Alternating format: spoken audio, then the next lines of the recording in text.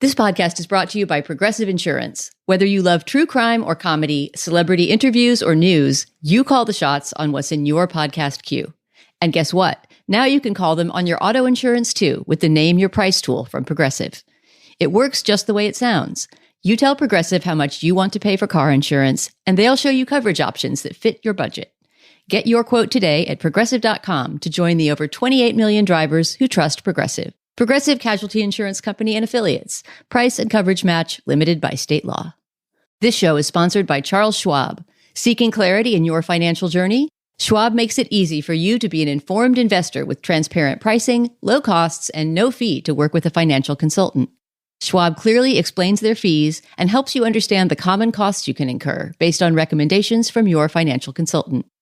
Visit schwab.com or swing by one of their 400 local branches to learn more.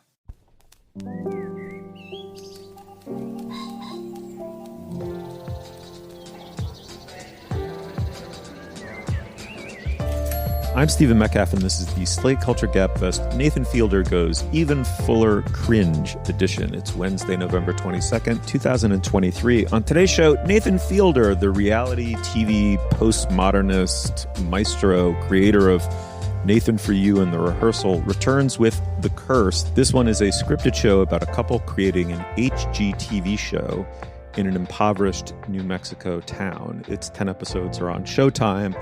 And then The Holdovers. It's the new movie from director Alexander Payne. It stars Paul Giamatti as a prep school Latin teacher who must chaperone the Holdovers, the boys with nowhere to go over the holiday, one Christmas break in 1970. And finally, the great New York Times book critic Dwight Garner joins us to discuss his memoir, The Upstairs Delicatessen, on eating, reading about eating, and eating while reading. But first, I'm joined by Julia Turner of the LA Times. Hey, Julia. Hello, hello. And of course, Dana Stevens, the film critic for Slate. Hey, Dana. Hey, Stephen. Everyone good? We're going to make a show? Let's do it. I'm ready. Let's do it. All right. Well, the TV show The Curse is co-created by and co-stars Nathan Fielder. His previous shows were, they're very hard to describe quickly. Let's call them prank reality shows with a very heavy meta vibe. This one, though, is scripted. Fielder plays Asher Siegel, a would-be real estate developer and aspiring do-gooder looking to invest in a small town outside of Santa Fe, New Mexico. His wife and partner in the venture is Whitney. She's played by Emma Stone. And in effect, together, what they want to do is gentrify the town of Espanola, but in a mindful and socially conscious way.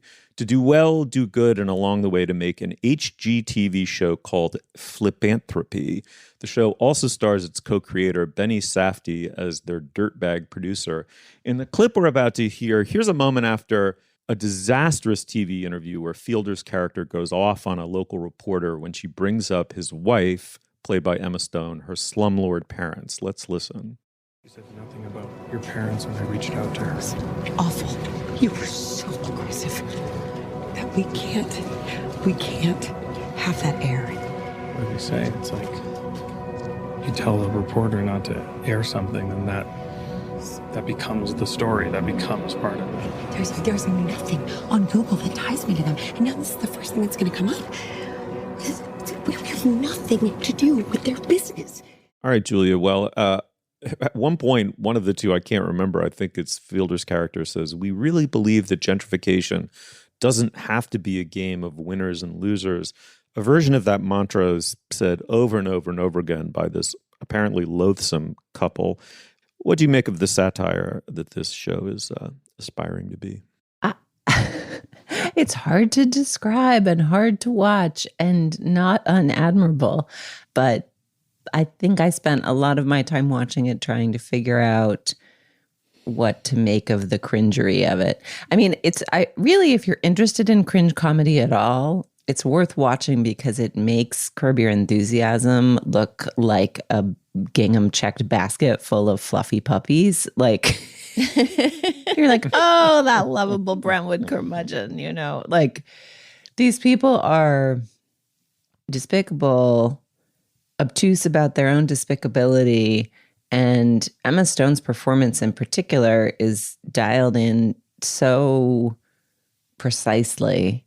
and is sort of tragic and fascinating. It's fascinating to watch within the context of the show. And it's also fascinating to think, what is Emma Stone doing on this show that you described as a Paramount show, Steve? But in the course of watching it, I encountered like 4 different descriptions. Or sorry, you described it as a Showtime show, but I encountered like 4 different descriptions of what the hell Showtime even is anymore, including the Paramount app with Showtime was one of them. So like there's a bit of a here. And even though I found myself admiring the concept that extreme cringe is the only way to tackle America's housing problems, income inequality, racial appropriation, and a whole host of other subjects that this show seeks to address, it's like a little self-indulgent and baggy. These episodes are so long. They're like 50 to 60 minutes long. And some of the length is letting the awkwardness hang, but some of the length is like a self-indulgent lack of discipline. Like I wish this was a brisk 40. And I think if it were, it could maybe be quite interesting. And I can't say that I loved it. Dana, what'd you make of it? Yeah, Julia, I agree with you on the length, certainly. I mean, I think I say that about practically every show we talk about, that it could be more brisk. And I keep reading in coverage of this show, of which only 2 hours have aired, that there's a very interesting and meaty, it was described as meaty in one article, final twist at the end, and that the last episode does a lot of unexpected things. And I'm curious to see what those things are, but I'm not sure I'm willing to put in the slog of time to get to the ending to see what it is. So that's not a great vote for the show. But I will say that the mood, I mean, I see the comparison to cringe comedy things like Curb Your Enthusiasm or maybe even Veep or something like that, right? I mean, the kind of show where a purportedly well-meaning white liberals make themselves look horrible in various social situations. I see that comparison, but I think that this show is up to something that's a little bit different in tone, in that it has almost a horror element. The music, which neither of you have mentioned, but I'm sure you noticed it, right, is straight out of some kind of, I don't know, some kind of eerie avant-garde psychological thriller. It's this really weird sort of, smeary atonal sound that gets laid over these very banal scenes of people talking in parking lots in New Mexico. And the curse of the title, without spoiling anything, has a possibly supernatural element. It is an actual curse placed on these loathsome characters by another character in the pilot. So I am curious how that plays out and how that will be developed throughout the show.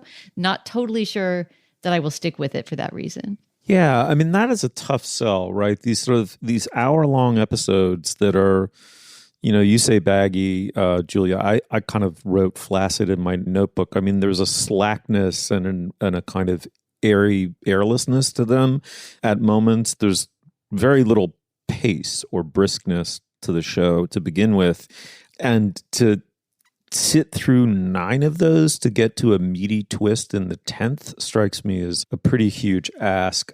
The thing that would prevent me from doing that isn't its oddity of tone or pacing. It's really that I do not feel in the least that these are worthy objects of satire. The show in its meta-ness makes it seem superficially cutting edge, but the satire is in its way 10 years at least out of date. I mean, do-gooder yuppies who are actually self-serving and fame-famished, that type has been dominant in American culture since the 1980s, and self-aware and excusing itself through self-awareness and irony and meta-ness since the mid-90s. In 2023, I don't really feel the need to go back to that well. I know such people. They're disgusting, right? And the second thing is slightly more up-to-date is the observation that reality TV is built on nothing but narcissism and lies. But there was a moment where I sort of said to my television out loud, does Nathan Fielder not know that Donald Trump was president? I mean, we've gone so far through the looking glass, right? Where reality and unreality fully inverted at the level of power at the top, right? And for multiple years and may repeat itself. This is, to me, it's like oddly old-fashioned. And Julia, as Sam Adams pointed out in his astute essay on the show, in all 3 of his shows, this one, Nathan for You, and The Rehearsal, there's kind of a pattern, which is that for all 3 shows, there's a central preoccupation by which attempting to help others goes horribly awry. And that's where I raise an eyebrow. The sort of punchline is that no, Nathan Fielder says, I'm ultimately the joke. I'm so incapable of respecting the needs and desires and inner lives of others that my attempts to help them go wrong over and over and over again. And I find it's not just that I'm cringing. I see something self-serving in this kind of deadpan monsters, attempt to quote unquote help others. And here he's gone meta. He's saying, oh, no, I always knew. Now he's doing a scripted show about him as a deadpan monster, trying to help others, but really actually only being a self-serving jerk. It's like, it doesn't matter how many more layers of self-awareness you add to it. The initial impulse is still monstrous. Oh, I don't know. I mean, I admire and respect Nathan Fielder. I think he's so unusual as a talent and a brain, and I am glad that he makes the things he makes because they feel like a swath of vinegar laid across the culture. And I also did not feel that this portrayal of reality TV was tired. Like, yes, Donald Trump. Yes, there was that great show Unreal that turned into a not great show Unreal. But I actually think we haven't had enough scripted depictions of the performed examinations of or fictional depictions of performed selfhood, and to combine performed selfhood with kind of housing and HGTV is great. That's new terrain, and it's rich terrain. It's interesting terrain. I also really enjoyed the aesthetic of the show, which helps you understand the kind of Breaking Bad, Better Call Saul universe's portrayal of New Mexico, which is sort of pretending that it's showing you the gritty reality of New Mexico, but every single fucking shot could be hung on the wall as a painting of the gorgeous decrepitude of the strip mall. And then this show's just no, the strip mall's ugly. This is ugly and broken down. And I kind of thought the anti-aesthetic of it was interesting as well. So I don't have the same feeling that the underlying impulse is cruelty, which it sounds like is what you're saying, Steve.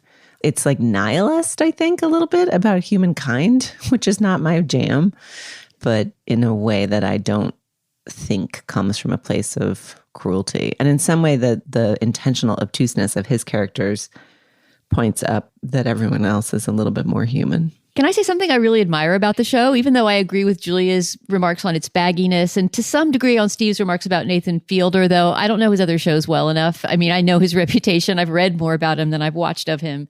And I do think he's an interesting talent, but I feel no desire to watch any of his shows to the end. So I don't know what that says. But I will say that I think the performances in this are quite extraordinary. All three of the main performances. Emma Stone playing a kind of character that she doesn't often play, somebody who is truly unlikable and sort of has an empty soul, but I don't think is without, there's a sympathy that you feel for her character because she conveys this character's desperate neediness to be liked and approved of, and her absolute imperviousness to any negative feelings about herself, which is a very unflattering note to play, and she does it extremely well. Nathan Fielder doing scripted TV for the first time, right? I mean, he is usually literally playing himself. And even if this character is closely based on that, he is still reading dialogue, and he does it really well. If I did not know that he had a history as this reality TV creator and thought he was just an actor playing a role, I would really have praised this performance.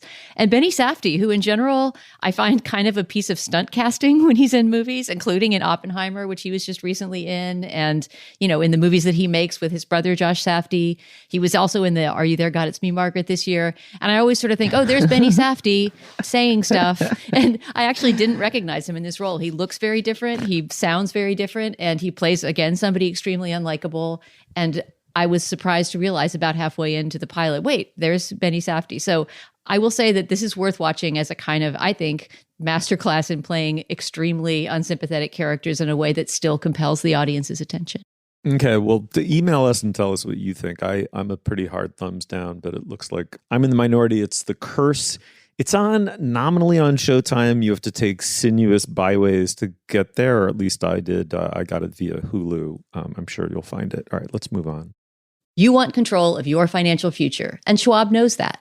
That's why when it comes to managing your wealth, Schwab gives you more choices, like full-service wealth management and advice when you need it most. You can also invest on your own and trade on Think or Swim, their powerful award-winning trading platforms. Plus, you'll get low costs, transparent pricing, and 24/7 live help. Because Schwab understands it's your financial journey, and they believe you should have choices in how you invest. Visit schwab.com to learn more. Hey everybody, it's Tim Heidecker. You know me, Tim and Eric, Bridesmaids, and Fantastic Four. I'd like to personally invite you to listen to Office Hours Live with me and my co-hosts, DJ Doug Pound. Hello. And Vic Berger. Howdy. Every week we bring you laughs, fun, games, and lots of other surprises. It's live. We take your Zoom calls. Music. We love having fun. Excuse me? Songs. Vic said something. Music. Songs. Music. I like having fun. I like to laugh. I like to meet people who can make me laugh. Please subscribe now. All right, before we go any further, this is typically where we discuss business. Atypically, Julia, you're going to walk us through it. What do we have? Honored, I'm sure. Today, we are taking the sad occasion of the demise of Jezebel to talk through our own relationship with women's media as consumers, as adjacent consumers. And in our segment, Dana will reveal what style tip from 17 magazine she learned decades ago and still employs. So sign right up. All right, well, Alexander Payne, he's the director who brought us Citizen Ruth, Election, Sideways, many, many, many such movies. He returns now with The Holdovers. It stars Paul Giamatti as Mr. Hunnam, a sadsack misanthrope whose job is haranguing rich kids in a New England prep school under the alibi of teaching them history. By reasons of geography or maybe emotional geography, going home for Christmas is impossible for a small handful of the boys, and one unlucky teacher every year pulls the short straw. This year, the duty falls to Mr. Hunnam. His disciplinary zeal focuses in on one boy in particular, Angus, played by Dominic Sessa. The two bicker and snipe, but they're each in a way orphans, leading the viewer to wonder in what way will these two eventually adopt one another. In the clip, we're going to hear Giamatti as Hunnam talking to Angus, played by Dominic Sessa. Let's listen. No wonder you're afraid of women. I am not. Afraid of women? Sorry, I shouldn't have said anything. Dr. Gertler says I don't always give consideration to my audience. Oh. And who is Dr. Gertler? My shrink. Has Dr. Gertler ever tried a good swift kick in the ass? Okay. All right, now your turn. Go ahead. Tell me something about me. Something negative. Something negative about you? Sure. Just one thing. Just one. Dana, let me start with you. I cannot remember whether you are a Payne head or not, what your history is with this director. Why don't you fill us in there and then give us a taste of what you thought of it? I mean, first of all, yeah, I mean, as a critic, I hate to call myself a, unabashed head of any director, but I do love a good Alexander Payne film. There are a few reservations that I have about his filmography, mainly more recent ones, but, I love Citizen Ruth and Election and Sideways. And so and Nebraska is one of my favorite movies of, the past 10 years probably. So I was very excited for this movie, and it scratches a different itch than some of the movies that I just mentioned. I think this is maybe the most cuddly Alexander Payne movie. He is deliberately going for a very retro, nostalgia is not quite the word, because I think this movie feels modern too in its themes and its subject matter, but the look of it and the sound of it and the feel of it and the soundtrack and the 35 millimeter cinematography is all very retro 1970s, right down to, it has one of those yellow Roman numerals that appears at the bottom of the screen at the beginning, sort of 70s style to mark the year. I think Rian Johnson's series Poker Face uses that same Roman numeral nostalgia. But anyway, it scratches all those itches, kind of aesthetically speaking, but I also thought it was just very successful at what it tries to do, which is modest. It's like a holiday comedy that wants to make you laugh, introduce some characters and put them through some adventures together, and in the end have something change in their world. It's almost like it was made in a screenplay lab as a feel-good Christmas movie for people who have a dark sense of humor. And so I have a feeling that both of you are going to say bad things about this movie because of that, but I loved it for precisely that reason. I was so grateful that it made me laugh, like really laugh loudly in the movie theater, so that people turned around though they were laughing too, at Paul Giamatti's incredible way with a put down. Like, it's just been so long since we saw Paul Giamatti in a lead movie role. I know he's had a big role in that show Billions, but he hasn't really dominated a movie and not just been a character actor in one for a long time. And he hasn't worked with Payne since Sideways I think it was 2004.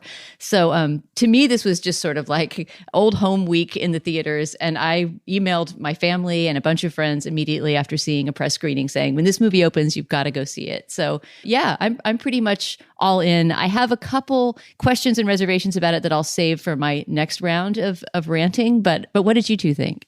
I loved it. Yay! I really loved it. I think I'm pain susceptible as well. It's very sweet. It's not a kind of movie that people make unless you are in Alexander Payne. I don't think you get to make this kind of movie, but it's sweet and it's old fashioned and it's. I loved your line in your review, Dana, that the best Christmas movies understand how sad Christmas is. And it's like a hard time emotionally for people. Yeah, this is a Christmas movie that almost negs on Christmas. And yet in the end, it feels very, very cozy Yuletide, in a strange way. Yeah, I forget if it was your review or another one that says it's basically a Scrooge story, which it totally is.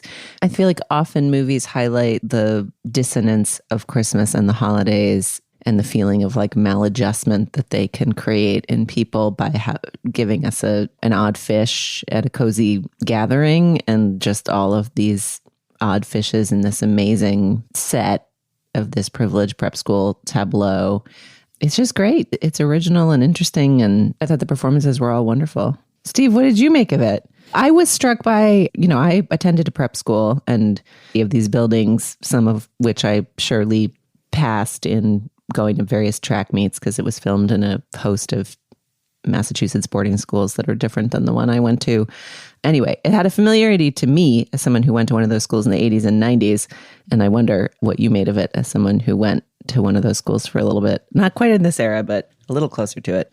I thought the atmospherics to someone like me were very evocative and effective in that regard. I also, as someone who grew up as a budding cinephile in the era where movies looked exactly like this, that old 1970s film stock and the sound of a needle in the groove of a vinyl record, but not yet playing the song, that kind of crackle and pop of dust in the groove. And all of that works on me like a kind of drug. And in that sense, I really loved it. I thought his really disciplined commitment to something more than gimmicky nostalgia was where it paid off, which is that all of its effects are achieved cumulatively. He never went for a huge moment or a huge laugh at any point in the film. And the idea was to do what movies in theory used to do, which was, make them a holistic thing to tell a story, and then the emotional payout can come in very small moments later in the picture when you really have grown to know these people and the stakes seem really deep. In that sense, I loved the movie. I had one commanding problem with it. I'm interested to hear whether this resonates with either one of you, because it comes from sort of the same first-person experience that makes the familiarity of it so cozy and seductive to me, which is that I found the character of Hunnam, Paul Giamatti's pedantic history teacher bore, overwritten in a way that Hollywood tends to overwrite these characters.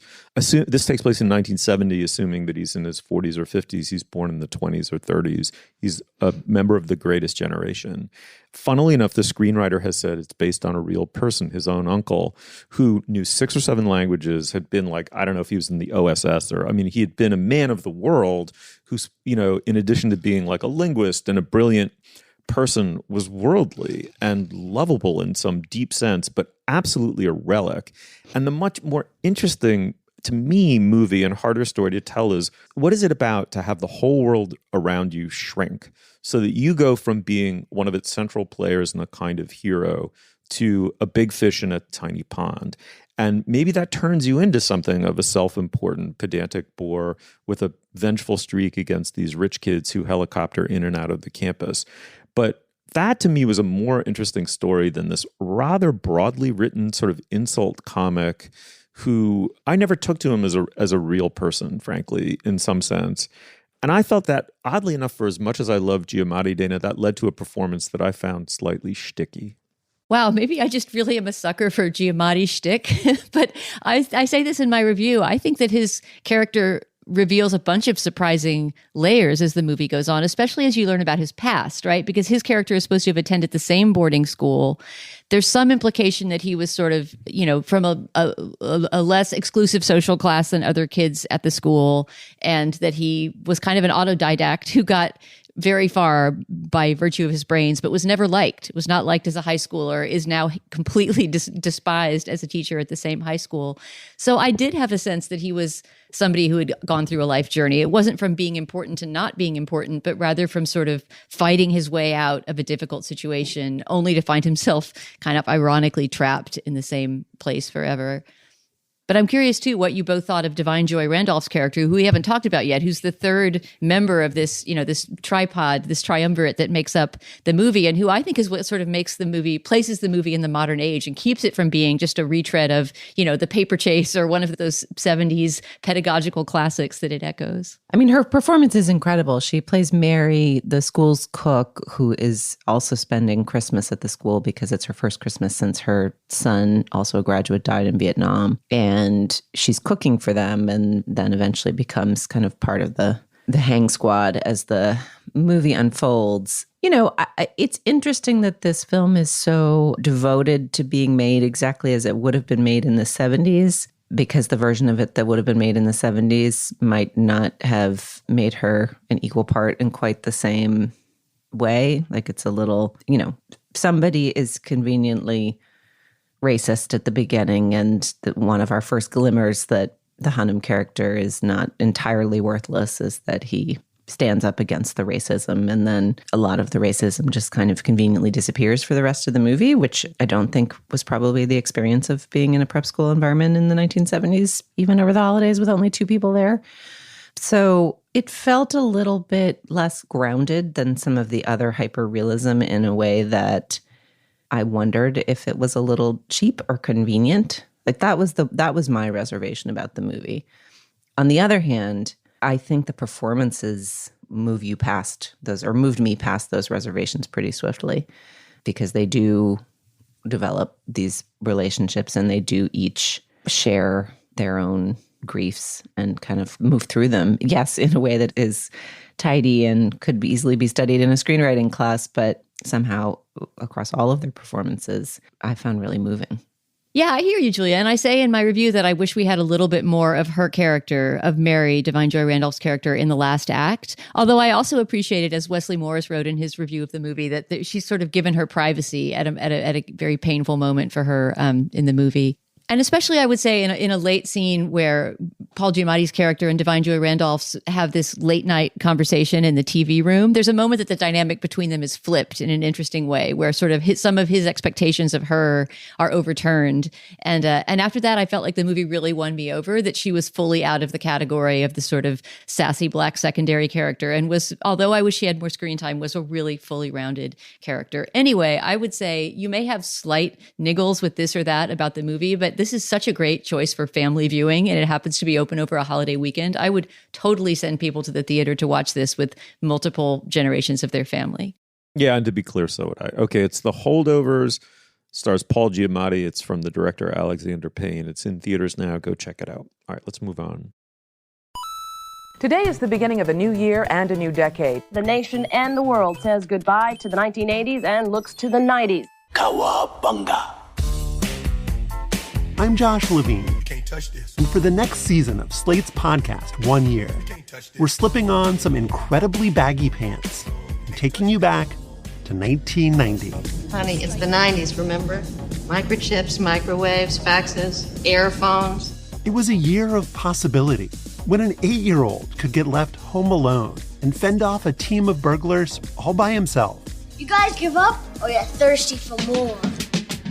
And a teenager born and raised in West Philadelphia could become a prince of Bel Air. Whoa. Uncle Phil, can you take a stroll into the 90s, please? In this season of 1 Year, we'll bring you 1990's weirdest, wildest, and most captivating stories. Like what the downfall of the Soviet Union had to do with Pizza Hut. I'm not sure that you should be coming over because we've got tanks parked outside our restaurant. You'll hear about the single dad who fought back against big tobacco, all while hiding behind a secret identity. I'm looking around like people were at the bus stop looking at us. And I was like, oh my God.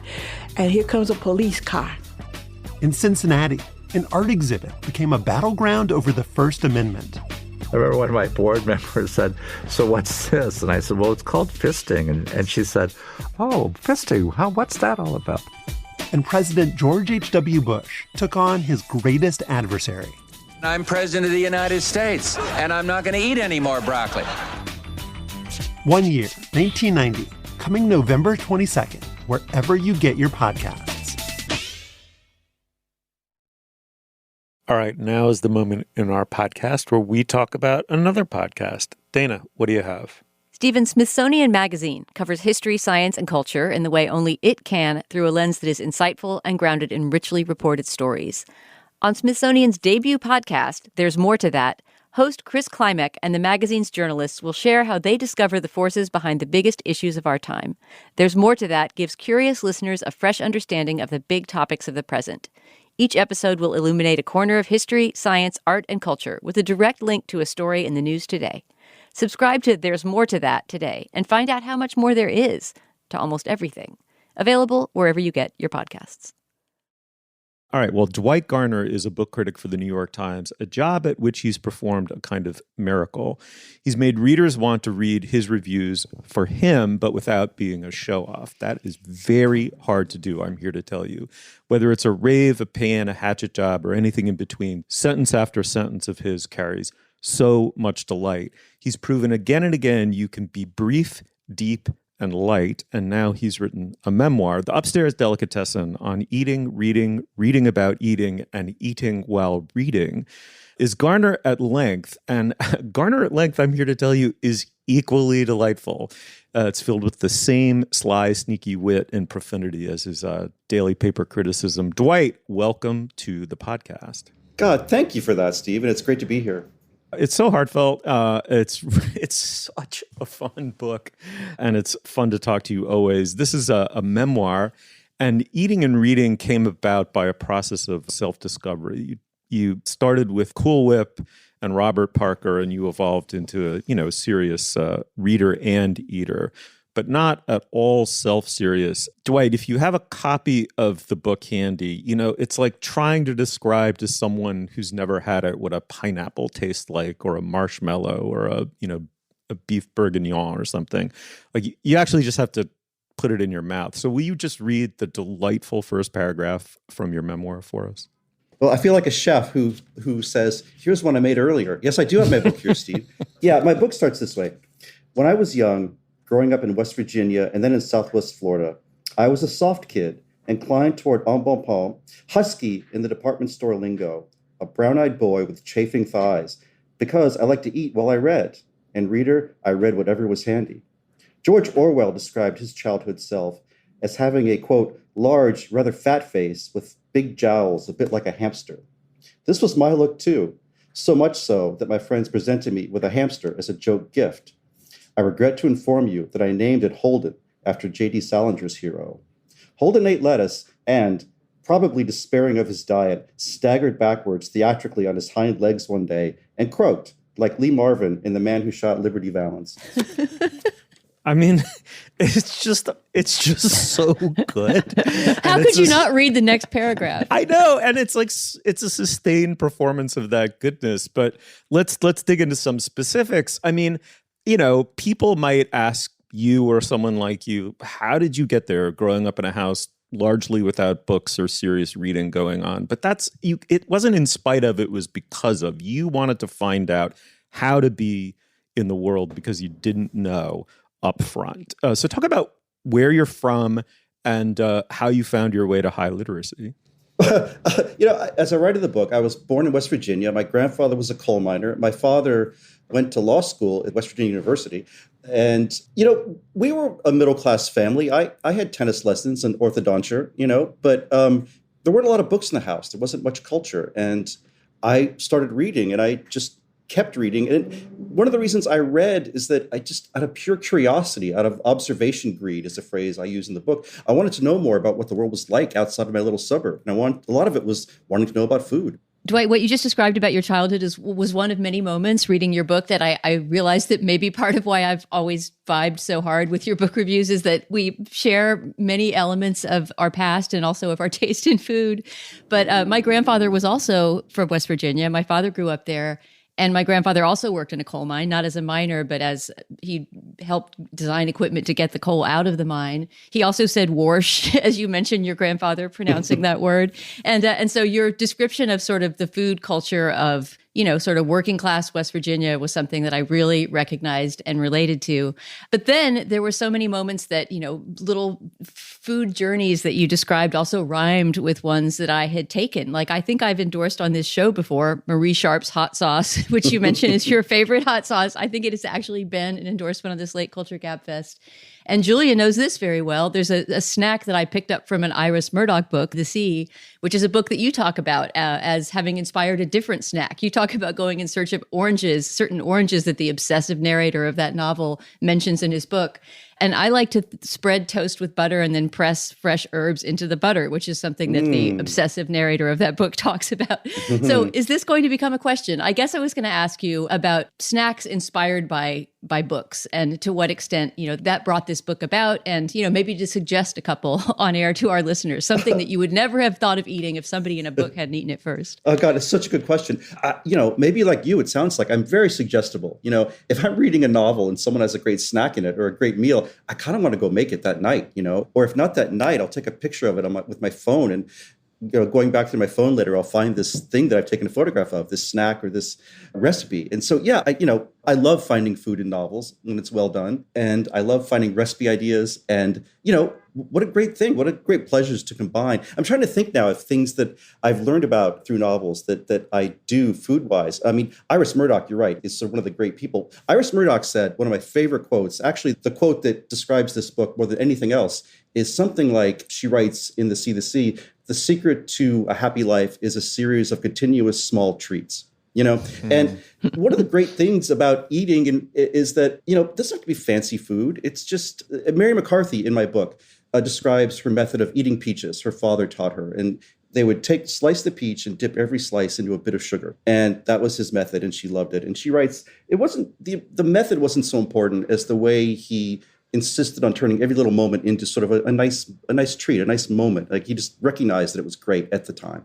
Dwight, I was struck reading this book how much it reminded me of your last book, Garner's Quotations, which put on display your magpie reading capabilities and helped me understand why it is that your reviews are so fun to read, because it helps demonstrate the kind of reader you are. And although this is a memoir and about eating, it is, as the subtitle says, also about reading. And I was curious about how you came to that form. Like, did you know when you set out to write this book that it was going to weave in so much of your observation greed reading? Was that the intent from the beginning, or did all of those deftly plucked phrases and memories kind of sneak their way in? No, that's a good question, because I was really aware early on that my life has not been interesting enough to, my memoir would not be that interesting. Not that much has happened to me, I probably can make it interesting to a degree, but I realized this was my chance to talk about my life a bit and to walk through it in terms of food. And I'm just one of those people who thinks in quotations. I mean, you could name any food out there, and I could probably tell you what 3 or 4 writers thought about it. And I just have my mind works that way for some weird reason. And I've read a lot of books that talk about literature and food, and I like them, but I just felt there was this wildness untouched. Everyone talks about the same few scenes all the time, out of Virginia Woolf or, some other novels. And I just knew that I had this knowledge from all kinds of other writers that was great, and I wanted to talk about it, and this was my chance. And so I just leapt at the opportunity to write this book, and I'm really happy that I was able to do it.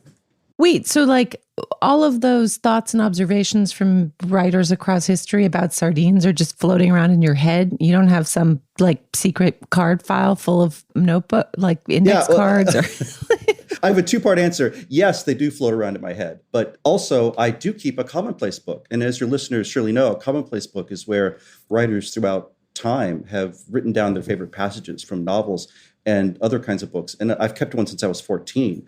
I wrote about this in the introduction to my quotations book. And every time I read a novel, if there's some great line in it, I write it down. And I've done this since I was really young, and my commonplace book is now enormous. And so when I went to write this book, I did have a large file on my favorite food commentary over time, and I rated it in a big way for this book, no doubt. But having said that, I do have a lot of it on tap. I do have a lot of it available to me without looking it up. But I did look it up also. Dwight, there's something just essentially generous about the way you write as a critic, which is very hard to sustain as a critic. And it makes one think abundantly of what one loves, right? It doesn't make you relish your distaste to read you, even when you don't especially like something. I thought of that many examples of eating in books that stay with you forever. The one off the top of my head was an American Pastoral, where the daughter of the Swede is on the run and she's starving and she bites into it's a BLT. And the phenomenological richness of that description just shows you how hungry and desperate that character is, and you can taste it at that moment. Many such examples.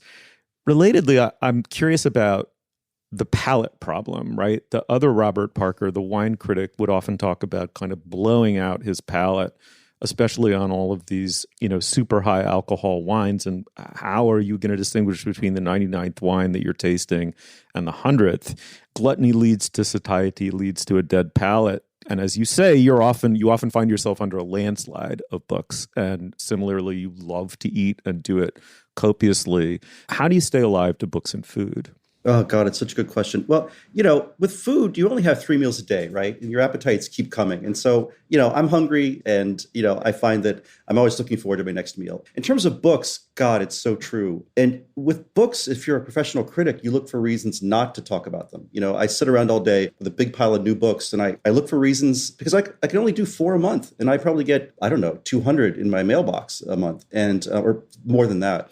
And so you look for reasons to put them down. You open it up and I flip around and I look for something to charm me. I look for a reason to review it. But I'm also looking like, I can skip this one. But not becoming dulled. I don't know. I just love what I do so much. I feel so lucky to have this job. And you guys have the same kind of jobs where every day I'm confronting a new topic, a new voice, something new to chew on and talk about. And, those kind of jobs are rare in American life. As someone said, if you're in high school and go to the jobs fair, there's no table for literary criticism, to sign up to have this be your profession. And I just feel lucky to do it. I love that observation. And we'll briefly note, at risk of stitching in a kid anecdote, that my son pointed out that I just watch stuff and talk about it and tried to use that as an argument that he should be a video game critic when he grows up and be allowed to play unlimited video games to cultivate his critical palate. Exactly. He did not win the argument. Yeah, I've heard plenty of child put downs along the lines of all you have to do for work is watch movies.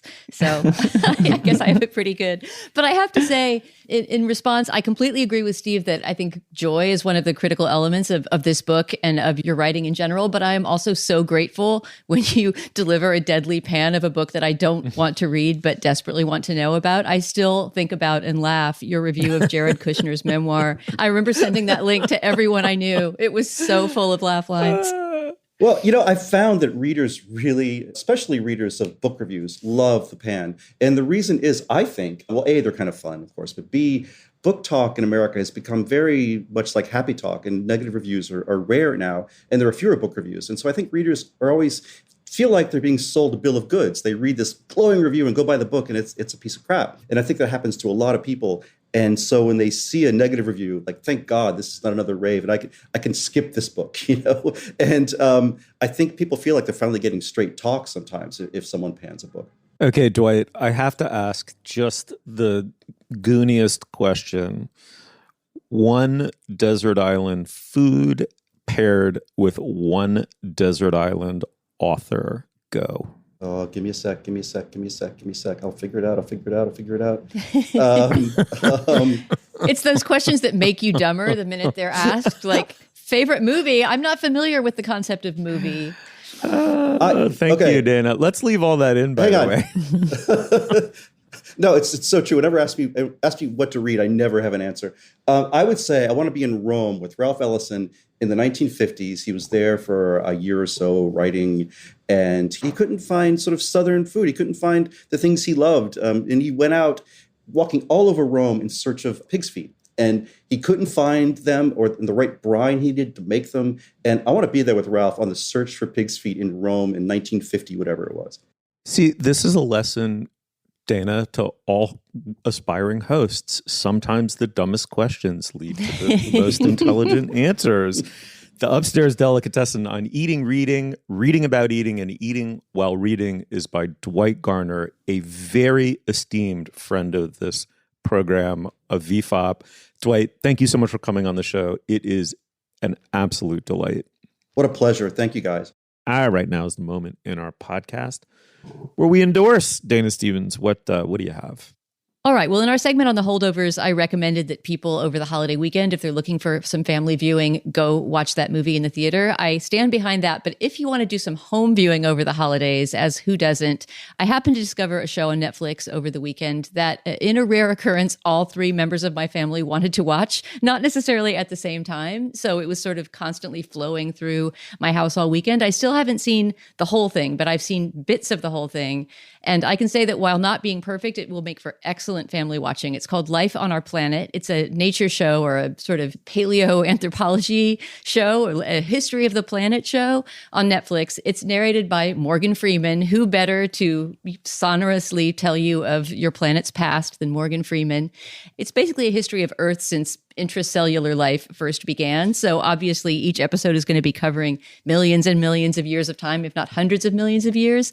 And so I would not say that it is, the deepest scientific show. I'm pretty sure the science in it is all sound. I'm certainly learning a lot as I watch it. An interesting element that it has that takes a while to get used to is that it uses a lot of CGI recreation of prehistoric times, right? Because how else are you going to see, I don't know, two early mammals locking horns in the Triassic era unless you recreate them digitally. So you kind of have to get used to the fact that it goes in between present day nature photography that looks so incredible it could be CGI, and then, fake cinematography of the past that actually is CGI. And that toggling is sometimes a little weird, but it is more than worth it once you get used to it. It's really well scripted, and there's so many funny looking creatures that you never knew existed that I guarantee members of your family will be deciding who is most like which prehistoric weird bird with giant feet flying through canyons. It's just visually fun to watch. Julia, I think your boys would really dig it if they have had, dinosaur love in their past. And you learn a ton about early mammals and early plants and non-dinosaur creatures too. Oh, that's great. Julia, what do you have? Well, since we've all agreed we can't get enough Nathan Fielder, I do want to endorse this hilarious bit that he and Emma Stone did promoting The Curse on Jimmy Kimmel. Did either of you guys see this? No. It merits watching, but the whole bit is essentially a Nathan Fielder sketch in which I guess the New York Times critic reviewing the show praised Emma Stone's performance, but critiqued Nathan Fielder's and said he was very stiff. And so he shows up pretending to be like an incredibly loose, cool actor to prove that the review is wrong, and just won't let the bit drop. And the whole thing is just good. It's just funny. And I mean, probably you would hate it, Steve, but that sounds like the perfect acting challenge for Nathan Fielder, right? I mean, since I was praising his performance, but his performance is essentially to be his stiff self. I want to see him acting like cool actor guy. So he comes out in like this ludicrous outfit and like huge pants and these teeny tiny mirrored glasses, and is like sitting in a chair in this like hipster relaxed way, but then under it you can feel the coiled nerdery radiating through, but then even that is a performance of the nerd pretending to be like just the layers. It's extremely Nathan Fielderian. And then it's funny to see Emma Stone's non-acted self, or kind of like a game expressive, promoting my project self, kind of going along for the ride and playing a quite game second fiddle to this absurd bit. Anyway, so often a late night performance is totally forgettable, and this one is essentially its own little show. You're right, Julia. I hate it already. All right. So I'm endorsing this week an essay by the extraordinary Vivian Gornick in the New York Review of Books. It's called Camus on Tour, and it's about Camus. Some publishing house has just published his reflections on America when he came here on essentially book tour. And the essay just begins with this kind of, Dana, you have to read this essay if you haven't already, with a tour de force that begins with, "Nothing in a professional writer's life more resembles the life of a traveling salesman than the literary book tour. The superficial difference between writers on tour and salesmen on the road is that writers are encouraged to imagine themselves prize personae whose pitch is eagerly awaited by the anonymous crowd, whereas salesmen know themselves to be an intrusion, albeit one with an edge. While both are beggars at the gate." I love it. And it goes on from there. And Vivian Gornick is 88 and at the absolute top of her game. It's such a wonderfully deft and funny recounting of the incongruity of Camus in America. And let me just briefly read another very funny part. Most of his evaluations on his trip are superficial or banal or laughably snotty. Here's Camus still in the boat, his ship just coming into New York. "A tremendous sight despite," or this is Camus now, "a tremendous sight despite or because of the fog, order, power, economic strength. They're all here. The heart trembles before so much remarkable inhumanity." Then Gornick comes in and says, grudgingly, he adds, "But I know people can change their mind. He, however, will not." So anyway, it's just deft and an encouragement to those of us laboring in the vineyards of criticism that we might yet get it right, even if it happens finally in our 70s or 80s. It's Vivian Gornick. It's in the New York Review of Books, and the essay is called Camus on Tour. Julia, thank you so much. Thanks, Steve. Thanks, Dana. Thanks, Steve. You will find links to some of the things we talked about today at our show page. That's slate.com/culturefest, and you can email us at culturefest@slate.com. Our introductory music is by the composer Nicholas Patel. Our production assistant is Kat Hong. Our producer is Jessamine Molly. For Julia Turner and Dana Stevens, I'm Stephen Metcalf. Thank you so much for joining us. We will see you soon.